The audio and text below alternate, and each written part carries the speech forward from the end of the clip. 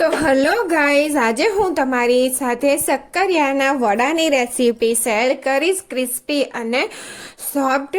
તો અહીંયા શક્કરિયું લઈ લીધું છે અને આવું બીજું શક્કરિયું લઈને બે શક્કરિયાને મેં બાફી લીધા છે, એટલે કે તેના ટુકડા કર્યા.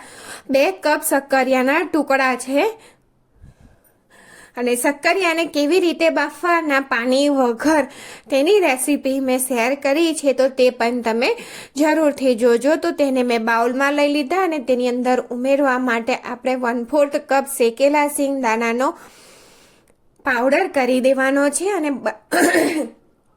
શક્કરિયાને આ રીતે આપણે હાથેથી મસળી દેવાના છે, એટલે કે ક્રશ કરી લેવાના છે. તો શક્કરિયાને મેં મસળી લીધા છે. અહીંયા મેં 1/4 કપ સાબુદાણાને પલાળી રાખ્યા હતા અને 1/4 કપ જ પાણી રેડીને સાબુદાણાને પલાળ્યા છે 3 થી 4 કલાક માટે, એટલે તે સરસ રીતે પલળી જશે અને તેમાં એક્સ્ટ્રા કોઈ પાણી પણ નહીં રહે. તો સાબુદાણાને એડ કરી દઈએ.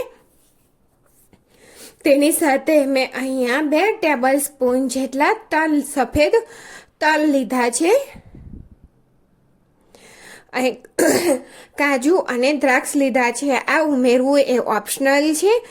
1 લીલા મરચાના ટુકડા, 1 ટીસ્પૂન મરી પાવડર, 1 ટીસ્પૂન આદુની પેસ્ટ અને મરચાની તીખાશ તમારે જોઈતી હોય તેટલી તમે વધારી શકો છો.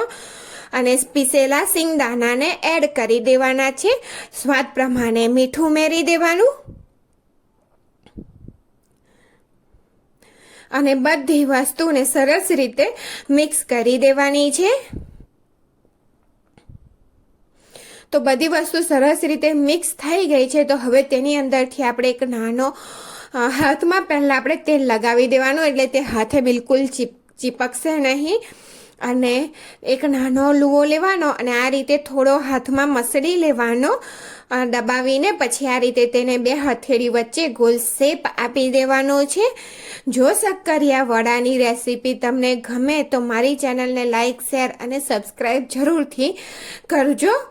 તો અહીંયા મેં જુઓ બધા બનાવી લીધા છે અને અહીંયા આપણે જો જેના શક્કરિયાના સાબુદાણા વડા કે સાબુદાણા વડા, બટાકાના સાબુદાણા વડા ફાટી જતા હોય તેલમાં તળતી વખતે, તો તે લોકો આ રીતે ખાસ બનાવે, બિલકુલ ફાટશે નહીં અને સરસ તૈયાર થશે ઓછા તેલમાં, વગર મહેનતે. અને કોઈ આપણે અપે પેનની પણ જરૂર નથી. આ મેં નોર્મલ લોડી જ લીધી છે. લોડીમાં તેલ લગાવી દીધું અને તેની ઉપર આપણે વડા રાખી દીધા. થોડા શેકાયા એટલે આપણે તેને પલટાવી દીધા. ફરીથી તેની ઉપર તેલ થોડું છાંટી દઈએ અને ત્યાર પછી ફરીથી આપણે તેને શેકી લેવાના છે. તો આ બધા હવે હું વારાફરતી વચ્ચે લાવીને શેકી લઈશ. જો સાઈડ પર કરી દેવાનું અને વચ્ચે એક લાવવાનું અને તેને થોડું પ્રેસ કરી અને શેકી લેવાનું, એટલે બિલકુલ સરસ ઓછા તેલમાં. અને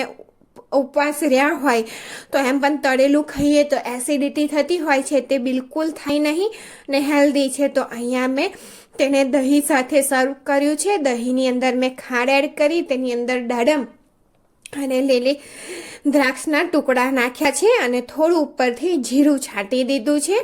તો આ રીતે તમે દહીં બનાવીને સર્વ કરજો. આ પેટીસ સાથે ખૂબ જ સરસ લાગે છે, આ શક્કરિયાના વડા સાથે, શક્કરિયા સાબુદાણા વડા.